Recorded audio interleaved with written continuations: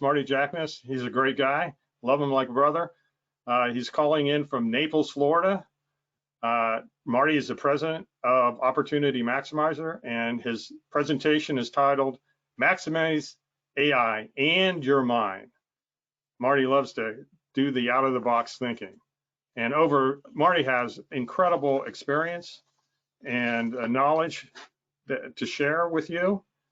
He has over 25 years specializing in management, consulting, marketing and sales, and training. He is a change agent who assists companies to create a culture, a process of opportunity maximization, innovation, proactive introspection, as well as continuous analysis and improvement. He assists organizations in gaining and maintaining a competitive advantage in their chosen markets endeavors.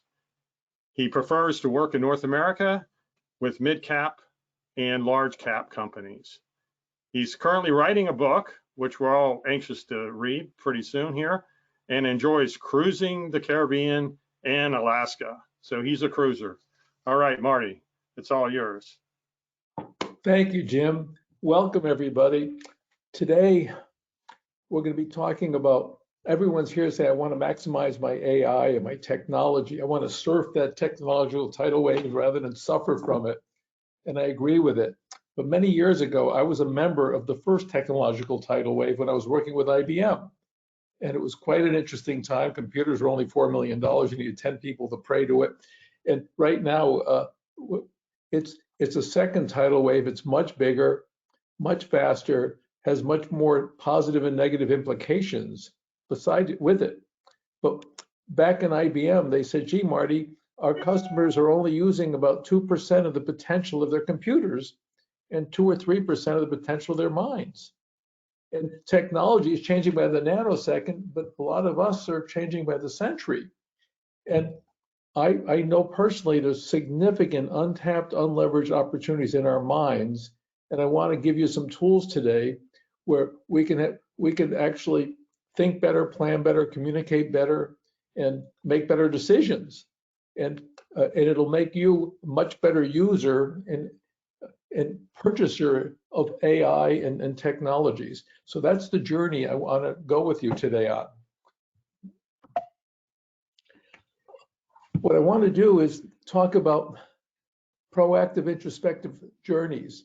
When I was going to be writing my book, and during COVID, when everything slowed down, I wanted to say, what knowledge can I leave for the next generation? At a certain point in time, we want to give back, and I want to give back and make the world better for you guys.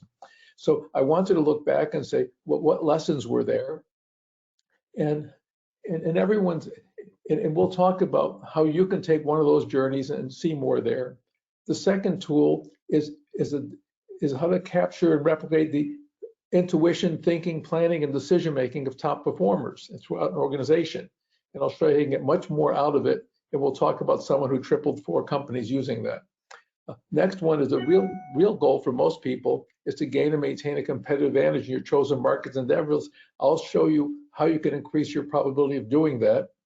I want to talk about the uninformed critical decision-making crisis, where certain surveys suggested up to 50% of the businesses that fail were significantly influenced or caused by uninformed critical decision-making. I'll show you how we can address that.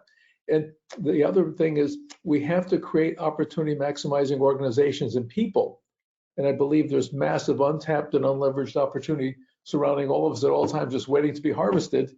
But a lot of us have what I call opportunity blindness, which keeps us from seeking, seizing, and leveraging yours.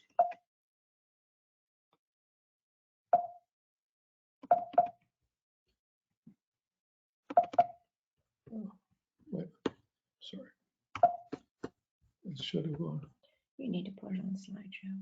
Okay. Was my slide should be working. Let me go here.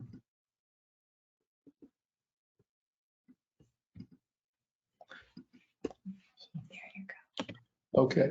Now, the proactive introspection, I want you to take this journey, and in everyone's life, there's 6 days and or events that were disproportionately more important than all the others. what were they? What were the insights that you've gained from that? And going forward, how can that impact your life further? And if you understand those 6 days and events and the insights, your 7th day and subsequent ones will be much better. And there's 6 individuals in your life who had a more positive impact on your life. Who were they? What they do more different and better than all the others? And how going forward can you be that kind of positive influence on those folks? So proactive introspection is systematically and objectively examining the process and factors that led to a positive or negative income. And also, I realized that, again, as I mentioned earlier, there is massive, massive untapped and unleveraged opportunity waiting to be harvested. And I'll show you how to do that as we move along. Looking back at the introspective journey, personally, I was very fortunate to join IBM. Really fortunate because I was 405th out of 412 kids in my junior year in high school and didn't know till the last day of high school if I'd even graduate. Luckily, I did and got into a pretend college for a while to get into a low college and got married a week after graduation. And my mother-in-law loved her daughter and wanted to marry a doctor, lawyer, accountant, or executive, not someone who was a high-level ice cream salesman for Mr. Softy, okay? So anyway, I walked in off the street to IBM to apply for a job in personnel, and they said, gee, we don't hire kids for personnel here. You have to go to Armonk, New York. So what happened there is, he said, kid, you're lucky to be in sales or something. I'll give you 2 choices. I can throw you out now or let you speak to the sales manager, then throw you out. I said, I'll take B. I walked in, saw this guy in this power suit and great office, a nice view, and we talked for a while.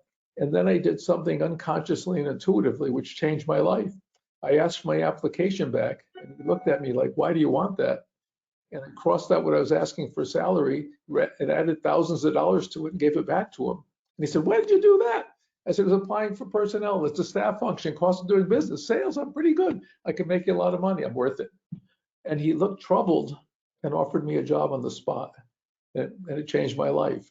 Later on in my career, one of the other key days is someone told I wanted to start a consultancy, and they said you have to be able to write and speak and consult, and you don't have those credentials. You didn't go to the better schools. You can't even spell and whatever. So I called up Inc. magazine, spoke to the editor, and said I'd like to write some articles. He said, well, send me some. We'll consider them. I said, no, I won't write it unless you guarantee you'll publish it. And he said, I can't do that. He said, look, I'll come up and present my ideas. If you like them, I'll go through the pain of writing. If not, I guarantee an interesting afternoon. So we had a nice meeting for 3 hours with the editor and his 5 writers. They loved 11 stories. We published 3 quickly. And then I found out that they're having a conference on growing companies and asked if I could speak there. And even though I never spoke, and he said, sure. So for 6 months, I was on Maalox and Gelusol and all nerved up. Anyway, I got to the conference and threw up before my speech, but I looked behind the curtain. I saw 500 CEOs showed up. For some reason, I wound up in the getting a standing ovation and being second out of 61 speakers. And 5 years in a row, it allowed me to make a tremendous amount of business, which then I had a lot of the attendees engage me, including the president of one of the divisions of FP&L, when they were top in the country in quality. They introduced me to an organization called Tech, which became Vistage. And I wound up speaking to 200 chapters of 15 CEOs in a chapter in the United States and Canada. So I had an awful lot of exposure to what's happening. That was my past. So I've worked with startups. Next. Okay. I don't know if many of you ever heard of Dr. Ellie Goldratt. I got a phone call once from a gentleman with a foreign accent saying, "We hear you're very good and even honest. Can we talk?" So I went and met this young Israeli, had 185 IQ, went back 13 generations of writers and scholars, and had some really interesting ideas of why most of the manufacturing systems were flawed in the United States. And he was one of the builders of the theory of constraints and bottleneck theory. Wound up writing a wonderful book called The Goal, which all the publishers said no one's going to read this, and which now sold over 6 million copies and is in the top 100 of the best business books ever written. So we then started that company and very quickly became the 6th fastest growing private company in the United States by Inc. magazine. And we were celebrating our victory. And Dr. Goldratt said, Marty, why are we so good? What are you doing? I said, well, yeah, I don't take no for an answer. If I know it's best for all parties, I come in early. He said, not that stuff. He said, what's your process? And I said, I don't have a process. And he said, you don't have a process, you need a process.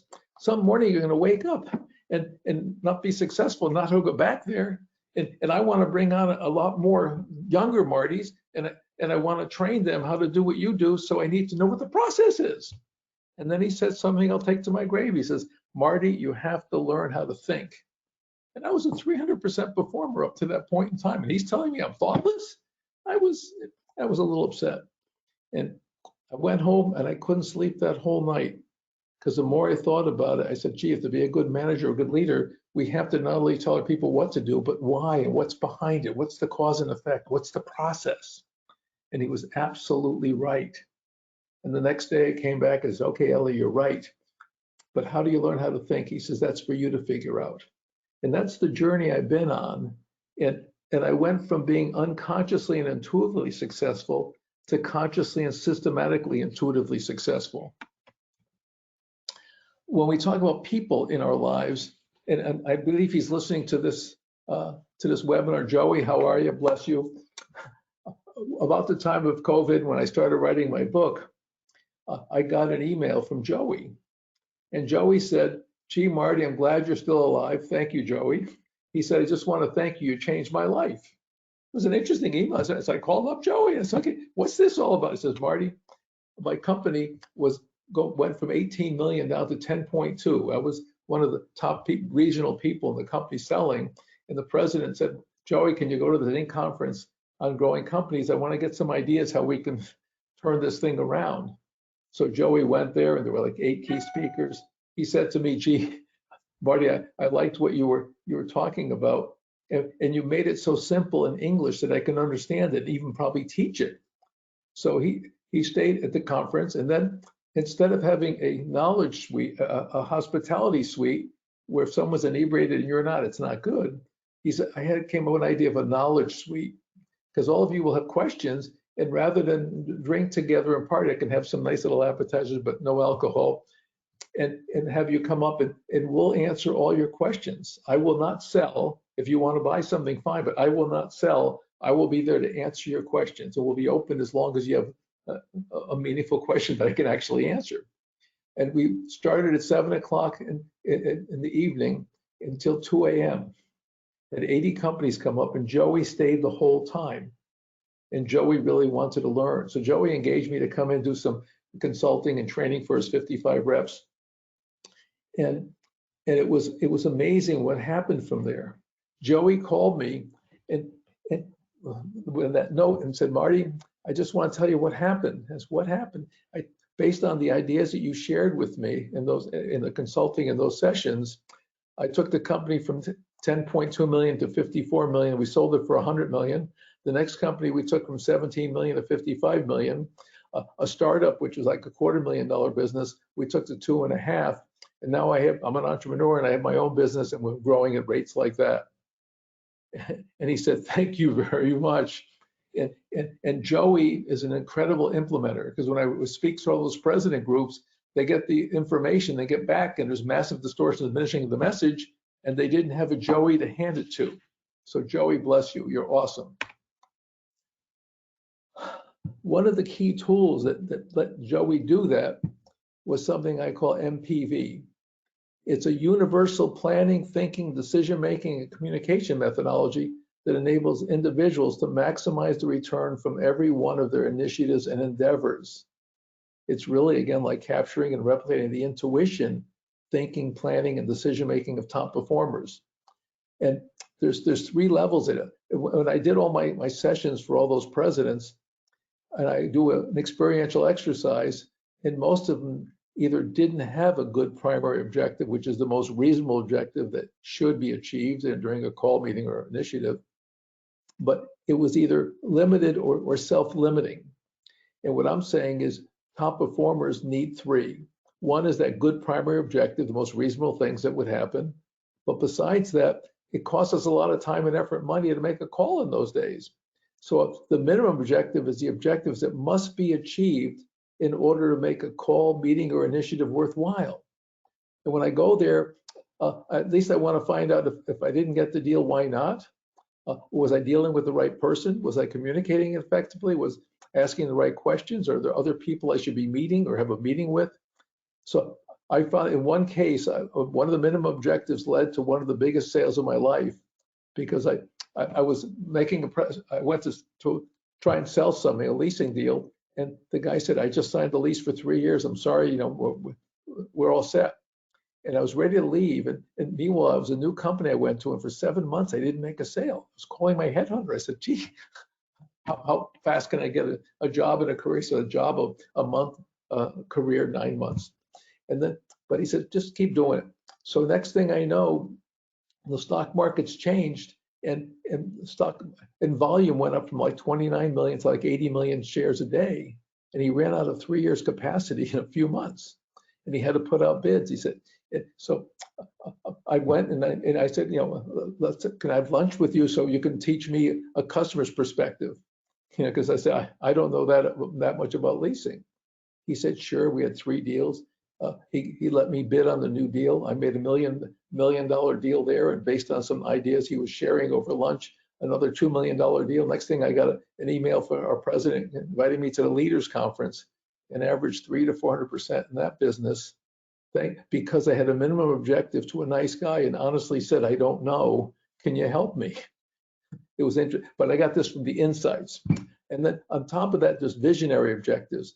What are the most aggressive objectives that could be achieved during a call, meeting, or initiative? So in my career, I made 100% of my objectives because I had good primaries. Because I didn't want to walk away empty-handed, I picked up 75% more business having minimums, and I picked up 125% more business because in 2 out of 20 cases, I hit my visionary. There's a lot of ways of looking at it. You'll say, Marty, you're just telling me to, you know, I do this. It's much more than you think. It's an out-of-the-box thinking methodology. It's a possibilities thinking, you know, stimulus. It's a magic wand thinking. It's what-if thinking. It'll spark creative thinking. It's if all else fails thinking, and it's opportunity maximizing thinking, and it's why not thinking. Okay. Where can it be used? Sales calls, meetings, reception. My receptionist, he said, at a minimum, I want that phone to be answered by 3 rings. Primary 2, visionary 1. At a minimum, say hello, primary this and visionary that. It's a great planning and communicating expectations. Minimum, want this, primary this, visionary that. And you can then say, well, based on your objectives, what are your assumptions? So all of a sudden, you're looking deeper into the thinking process. You can use it for manufacturing and quality expectations, business projection, any event or activity as a universal planning and communication tool.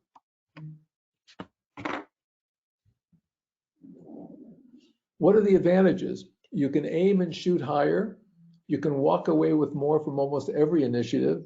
It'll eliminate Monday morning quarterbacks. If you go out and do an activity and your boss says, you know, and you failed, he says, you know, why did you fail? I'd much rather share with someone, this is my thinking, the minimum primary vision of what I want to do. What do you think? They might say it's brilliant. It'll be our new way of doing things. Or I think here, here, and here, you can increase your probability of success. So it's really great shooting the Monday morning quarterbacks and having someone else vested in increasing my probability of success. So it eliminates and reduces failure, encourages analysis and introspection, encourages sharing and understanding. It'll create a basis for knowledge transfer, because once you have your MPV, you can say, now what information do I have to give to achieve that and get to it from them to achieve? And then once you have your information that you have to have in your objectives, now you can say logically, what are the objections and encounters I'm gonna have to overcome in this journey? And you're totally prepared, much beyond what we are today. It reduces stress and predetermines a full range of opportunities and possibilities. In business and in life, gaining and maintaining a competitive advantage is if not the primary objective of most companies. In order to do that, you have to meet and or exceed their valid requirements and expectations better than than all their other available alternatives. And when I was presenting to all these president groups, I said, do you all agree that we have to consistently meet and exceed the valid requirements and expectations of our customers and prospects better than all their alternatives? They said, yes, we do agree. If you agree on that, do you honestly know what they are? And over 90% of them said, I really don't know that.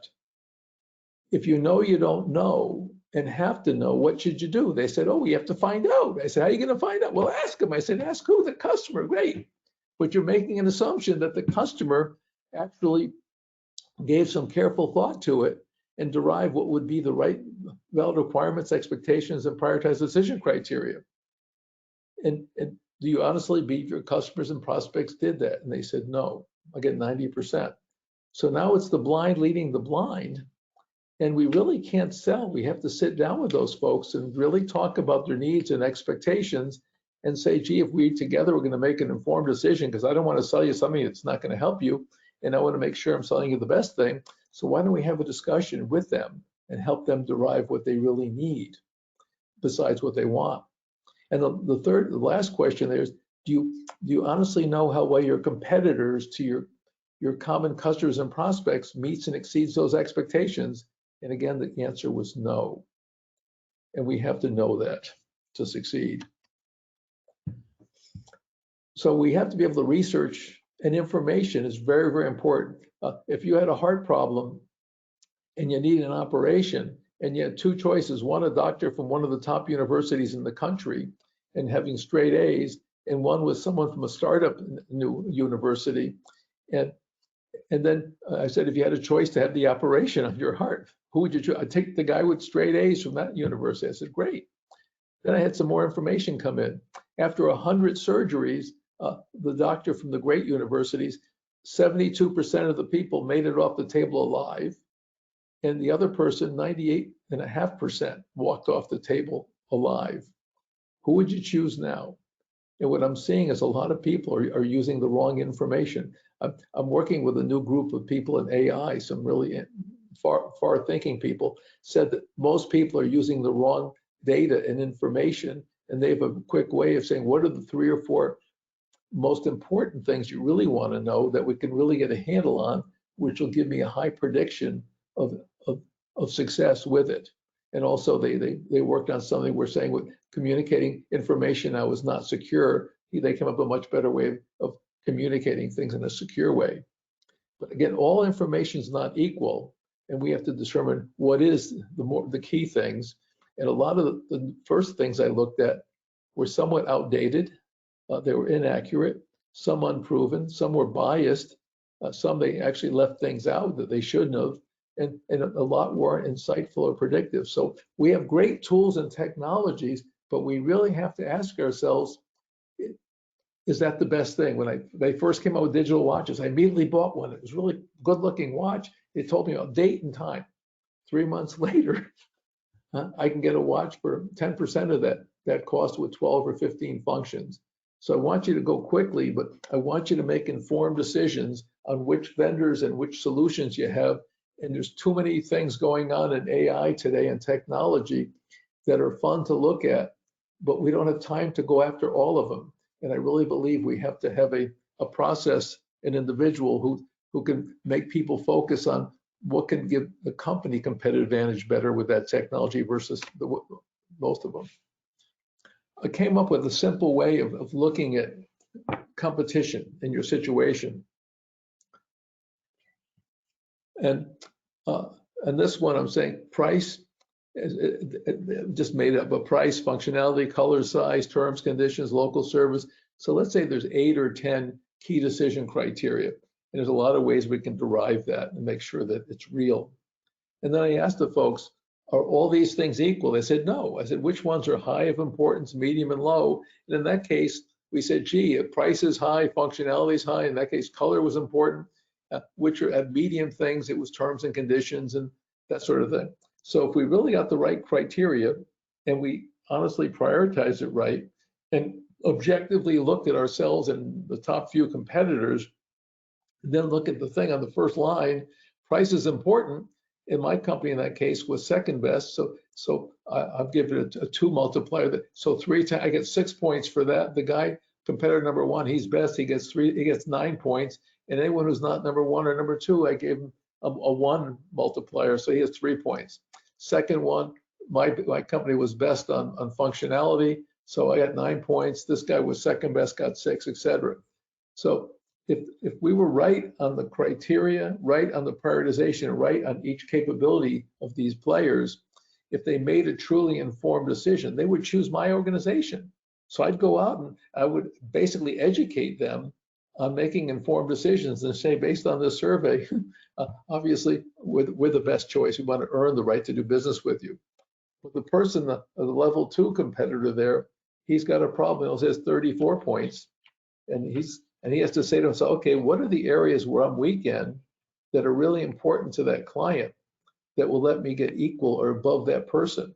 So you look at that and they say, what capabilities can I add? Do I have strategic alliances, mergers, acquisitions?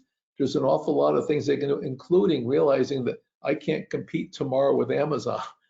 There's too many warehouses, too many trucks, too many billions of dollars this week. So I will move into a different area where I can compete. So we have to take information, inform it in a simple way like this, that everyone can understand it and make decisions based on it. The uninformed critical decision crisis, I'm saying it says that up to 50% of failed businesses were directly influenced or caused by uninformed critical decision making. And they're saying many, if not most, decisions are uninformed, meaning many individuals only use gut, intuition, past experiences, education, and maybe some information from others, while missing the really key information like a customer's decision criteria, market trends, new competition, or technologies. Now, obviously, the bigger organizations, they have all the resources in the world to do tremendous research, but there's about 18 million companies out there that aren't making these informed decisions and don't have the blessing or resources to grab that right. So we all have to do that. So there's unnecessary failures. In 2016, 400,000 organizations of certain characteristics and size started. And that year, 470 similar types of organizations failed. And if that survey was correct and up to 50% of the failures were unnecessary, it means that up to 235,000 companies may have unnecessarily failed that year. Assuming each company had an average of 10 employees, that means 2,350,000 individuals were unnecessarily let go. If we add a spouse and a child, that's 7,050,000 people were negatively affected. If we add stakeholders and suppliers and lawyers and accountants and the negative impact on the community, it's a very big, unnecessary annual number.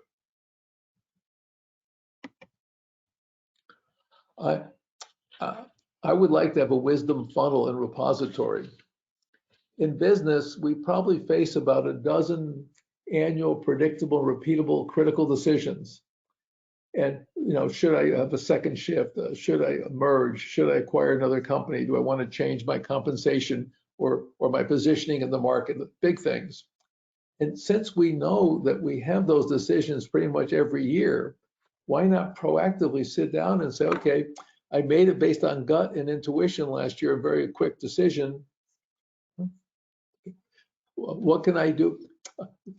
I know I can do that, but why don't I put an internal and external resources together that can have that information either readily available or a link that we can go and get it from an outside predictable and source. And also annually, there's a number of random and unexpected critical decisions that have to be made in order to, to succeed. And I would say we want to use triage critical decision making and also have those resources. I would like to see if we can create a living lab and idea clearinghouse to capture, codify, modify, and communicate best practices throughout an organization, as well as a wisdom funnel and repository. What do I mean by that?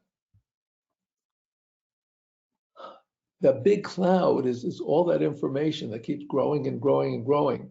And so if I need data and I want to go to LA and know the temperature, say 70 degrees, that's data. Information says, I want to know what the weather is. Oh, it's going to be low humidity, a nice breeze from the south, UV index very high, late afternoon, maybe an afternoon shower. And all of a sudden, that's information. Knowledge says, gee, if I'm going to go to the beach, I want to have I want to have hats, I want to have umbrellas, I want to have sunscreen, etc. And then wisdom says, maybe I should pass today because I still have a contract I have to get out to one of my clients. And put that into a living lab and idea clearinghouse. Now, we have a knowledge tsunami and a knowledge transfer and training crisis. Back in 1900, that was a little before my time, knowledge was available to mankind was doubling every century. By 1945, it was doubling every 25 years. By 82, it was doubling every year. By 2020, it was doubling every month. And currently or soon, it'll be about every 12 hours. If knowledge was a haystack, the haystacks will keep doubling like that knowledge. We'd have haystacks from here to Mars. And the important thing when you talk about haystacks, you talk about needles. In those haystacks, there's needles of knowledge and needles of insight, which are really like the customer's decision criteria, and they're dynamically changing. Some are disappearing, some are morphing, and but with technology now, we can go and have it look all the way out through all that information now and seek what we want, but have enough knowledge to ask the right questions to seek that. Oops. Okay. Training. We spend billions of dollars every year on training.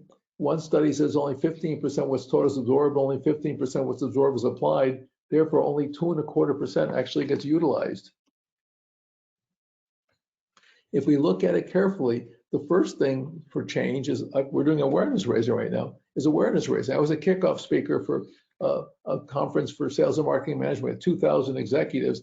I was a kickoff speaker, but Tom Peters was the keynote. And Tom made $60,000 for his speech. And none of the attendees or I made $60,000, but it was important to have someone to raise awareness for us. Then we had education. And then after education, you have training, you teach people how to execute it. And then when you have execution, and a lot of training goes to training and they don't immediately execute it. In IBM, as soon as we went through the manufacturing school, we had to make up meetings to go and talk to executives. And then you go out and do it, then you come back, review and refine what it is, re-execute and review and refine, and then you become an expert. And that's the kind of training we have to have going forward. Leverage is if you've done work above and beyond what the customer expected and you did really good work, you deserve leverage. The reference letters, referrals, testimonials, repeat business, additional business, higher fee or rate, right of first refusal on a bid, right to make a presentation. It's there, it's waiting to be taken, but most people don't ask for it, and they should. AI opportunity, I believe you should go out and do some audits right now. These are opportunity audits and treasure hunts. I bet all of your current customers, if you really ask them, you probably have services that they don't have or are using or doing that are either more expensive for them or less valuable than yours. So there's untapped opportunity there and untapped opportunity in past customers. There's personal untapped opportunities we have about your job and department and company. And then I would do relationship audits because are we really dealing with the ultimate decision makers or are we dealing with the purchasing people? That's not good. And leverage audits. You know, am I asking for those reference letters, referrals? And what I'm thinking now, I added this to my list recently. I want an AI opportunity maximization audit.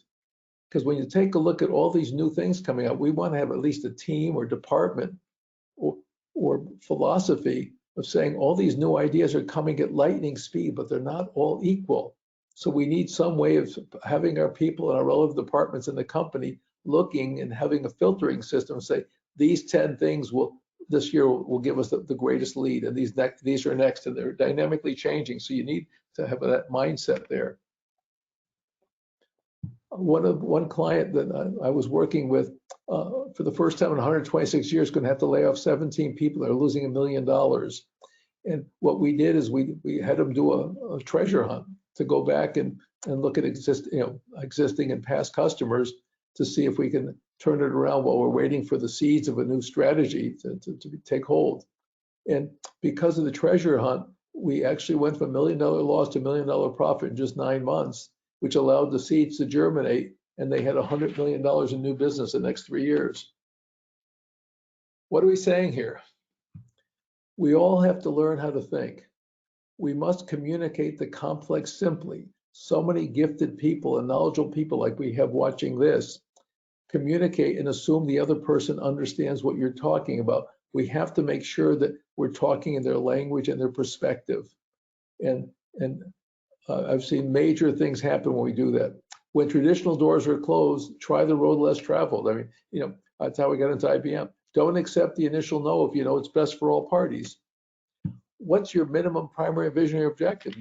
It's a universal planning, thinking, decision-making, and communication methodology. In Joey's company, he had the chairman and the president, everyone on down using that. It was part of their culture, and that's why he tripled 4 businesses in a row. And I encourage you to do that. It'll make your time very well spent today.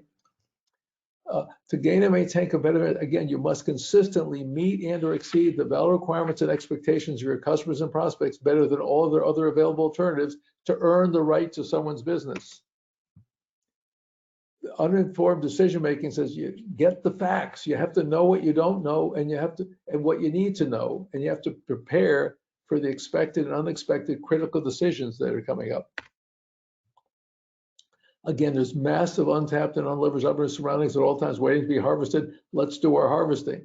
Conduct those 9 opportunity maximizing audits and treasure hunts, and understand and address your opportunity maximizing enhancers and inhibitors. There's a lot of things that can make an impact. And what are your enhancers and inhibitors? I have a magic wand here. I don't know if you can see it. I hope you can. But when I was retiring from my company, they gave me the Swarovski magic wand because I was always saying to my customers, if you had a magic wand, I would do this.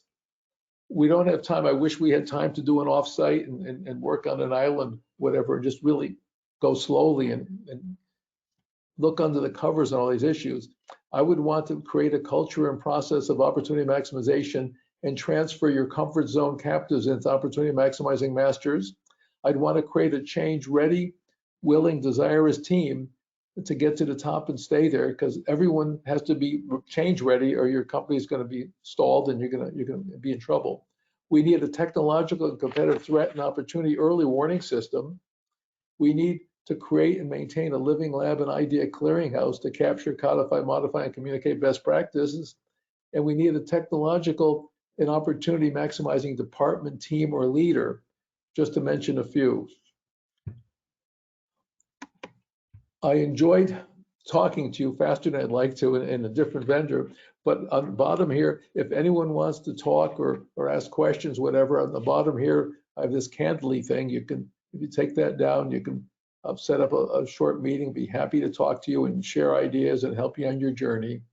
But again, it's amazing, and I hope that you're going to find that the people you're going to speak to, Jackie is awesome, and her 7-star HR, and Dan really goes very, very deep and teaches people how to make more informed decisions by really understanding the voice of the customer, and they get down to an individual level. What are the kind of questions you have to ask to really get to the real issues and derive what those real things are? And he's trained hundreds of thousands of people there. And then the other folks, tomorrow are all best practice in their fields. I want to thank you all and wish you an enjoyable, conference. And feel free to give me a call. Thank you. Thanks, Marty. Thanks so much. Fantastic presentation. We have a few questions coming in. If you can, your share screen, turn that off, that'd be great. Okay. So as we're addressing the technology challenge here, we I just perfect having a question. No, your camera on, please. All right, he's back. All right, thanks, Marty. Excellent presentation. So a couple questions came in. how can MPV work with AI? Since we're talking about AI, how can MPV work with AI is a question. Oh, you're on mute. Okay, one question is, okay, fine. If you want to consider AI, I want to say, why, at a minimum, if I'm going to invest in this, what do I want to get from that? What's primary? But if I had a magic wand, what's the range of what I could do? And then, or even have to evaluate one versus the other. It just makes you stop for a second, say, why am I doing this? And then what's the range of possibilities with that? And the creativity we can get with our people. It forces people to really look at it differently. But that's what I would do. I'd use it that way to have that dialogue. All right, and another question, and how do you get buy-in and change? Because this is going to take a massive amount of change, and nobody wants to change. People just tend to leave instead of changing. How do you address that? I use experiential exercises. And one with all these presidents, I would give them a challenge, they have to make a presentation or whatever it is. And all of them had a plan for this thing. And then I ask for volunteers, and it's amazing. They're afraid to raise their hand. It weighs 8,000 pounds. But when they get up there, it's so clear to them. If I sell to you, Jim, you don't think well, plan well, you'll throw me out. And presidents don't like to hear that. But if I put them through an exercise and they see it and they feel it and they say he's right, and not only am I have self-limiting beliefs in planning, all my people do. The second more important one is your cultures, because people want me to change the culture.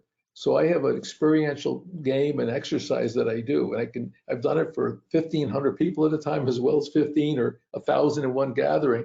And what happens is, all of a sudden, I go through this exercise with them, and they don't know what's happening, but I just let them go free in just a few little things.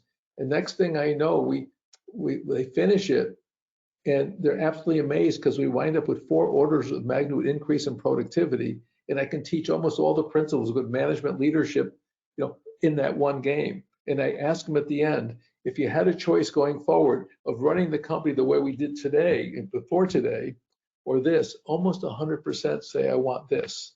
And I have everyone from the chairman and president. One company actually had me 13 years later. I did it for the senior executive team. 13 years later, they flew me to Las Vegas to do it for 1,000 people. So experiential exercises in a nice way let people know they don't know, and they can feel and experience where you want to take them. That's awesome. That's great. We got time for probably one more question here on what methods have you found most successful to, in quotations, get the facts?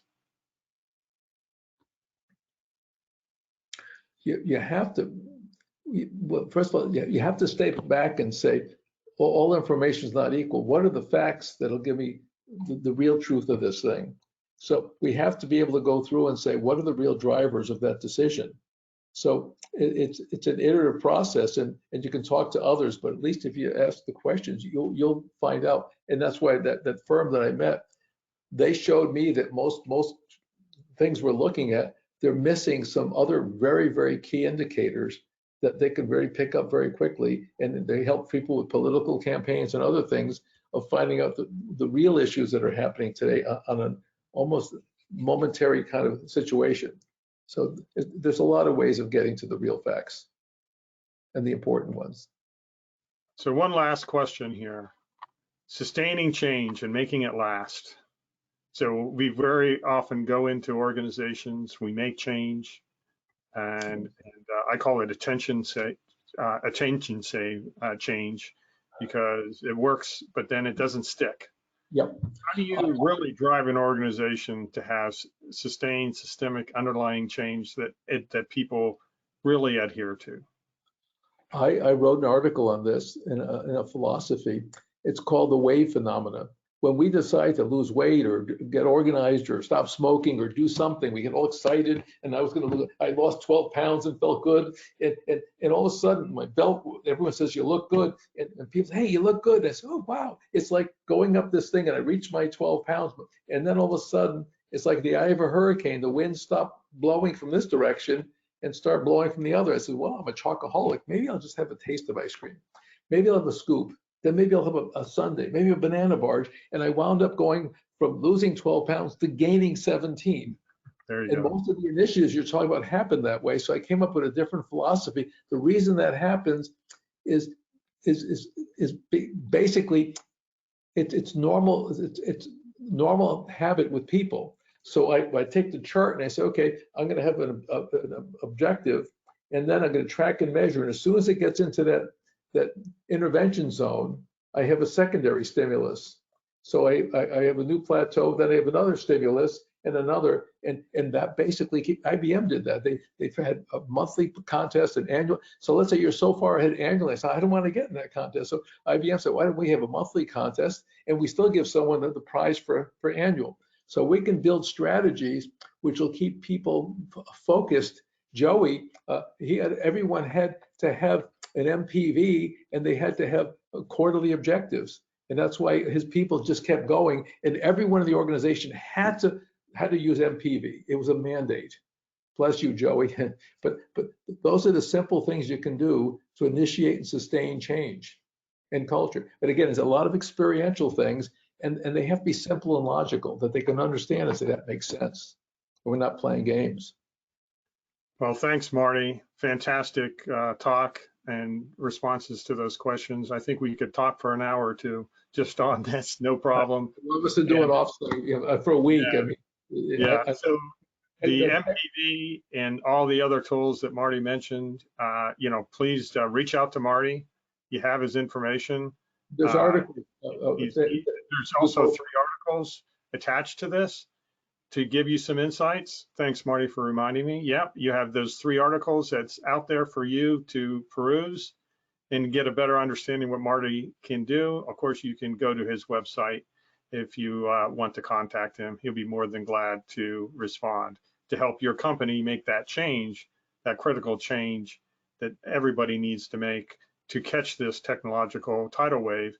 We all have to change the way that we look at things. And so thank you, Marty, appreciate it. And with that, I'll just say thank you again, Marty. Thank you very much. Have a wonderful journey. Enjoy the wonderful folks you can be talking to. Thank you. Thank you, Marty. With that, at the top of the hour, we will start with Jacqueline Gurney, and she will be talking along the lines of HR. And so we're really, and her title of her talk is Leveraging AI Technology for Effective Human Resources. So please do join us at the top of the hour. And we look forward to hearing from you and your questions for Jackie.